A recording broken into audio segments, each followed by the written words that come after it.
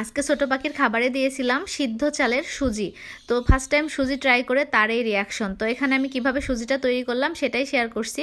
তো সুজি তৈরি করার আগে প্রথমে ওকে যে পানিটা খাওয়াবো সেটাকে আমি একটু বয়েল করে নিলাম। এখনও ওকে কুসুম গরম পানি খাওয়াচ্ছি।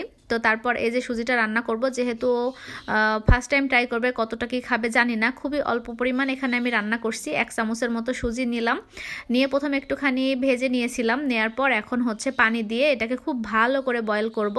বেশ অনেকটা সময় বয়েল করা করে নিব, যাতে খুব ভালোভাবে রান্না হয়ে যায়। তো এই যে এদিকে কিন্তু আমার সুজিটা রান্না হয়ে গেছে, আর এমন পাতলা পাতলা আমি রেখেছিলাম। এর মধ্যে কিন্তু কোনো লবণ বা চিনি কোনো কিছুই অ্যাড করব না, শুধু পানি দিয়েই বয়েল করে নিয়েছিলাম।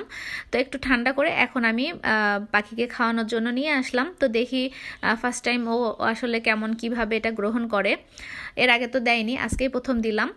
তো মাশাল্লাহ খেয়েছে, আলহামদুলিল্লাহ। একেবারে খায়নি তা না, তবে মনে হলো যে ও একটু কম পছন্দ করেছে সুজিটা।